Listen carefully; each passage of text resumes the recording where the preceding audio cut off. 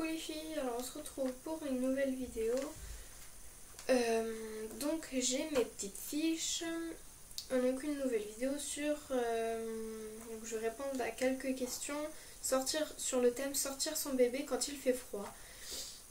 Donc normalement on peut promener un nourrisson même quand il fait froid, à condition bien sûr de le couvrir et de profiter des heures les plus chaudes en hiver, je précise.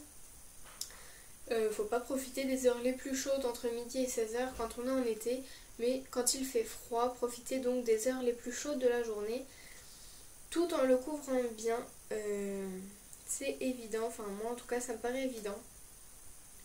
Donc les heures les plus chaudes de la journée, c'est la fin de matinée ou le début d'après-midi. Donc voilà, donc première chose, mieux vaut installer un tout petit dans un landau. Donc déjà c'est le plus protecteur contre le froid et l'air pollué, notamment des villes.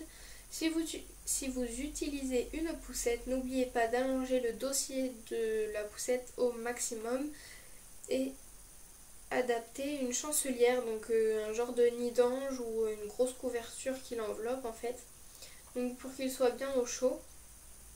Et une capote bien recouvrante est nécessaire pour l'abriter du vent, même dans un cosy. C'est mieux et même ça le protégera de la pluie, donc c'est transparent et ça vaut pas très cher je crois. Vous en trouvez dans les grandes surfaces, dans vos magasins où vous faites vos courses par exemple. En porte-bébé ou en écharpe, il faut faire également attention car le bébé a les jambes qui bougent pas et qui restent immobiles, donc qui sont encore plus sensibles au froid. Donc à faire attention. Deuxième point, mettez-lui toujours un bonnet sur la tête, plus éventuellement une capuche.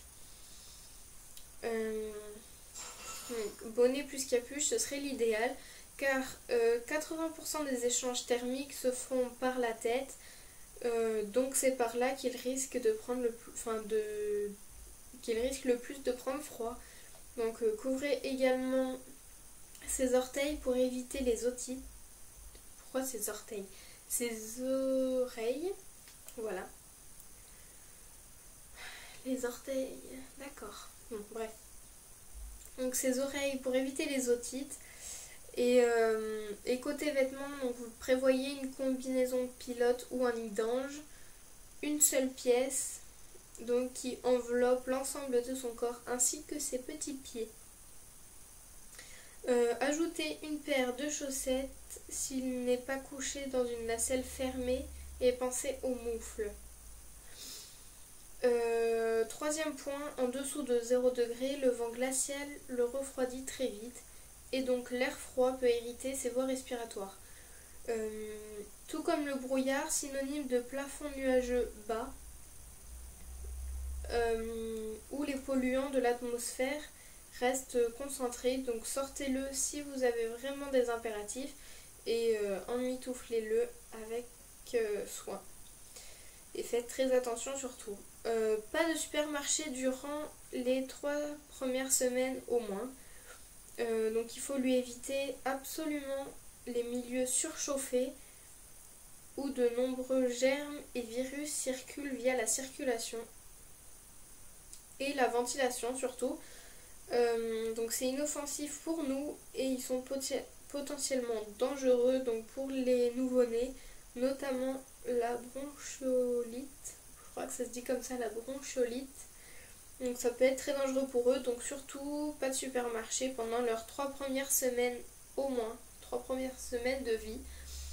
Moi je conseille plus vers les 1 mois, comme ça au moins vous êtes vraiment sûr qu'il a le temps de découvrir sa maison et les premiers endroits, après les supermarchés, etc. où il pourra voir beaucoup de monde et déjà c'est possible qu'il soit surpris de découvrir autant de monde.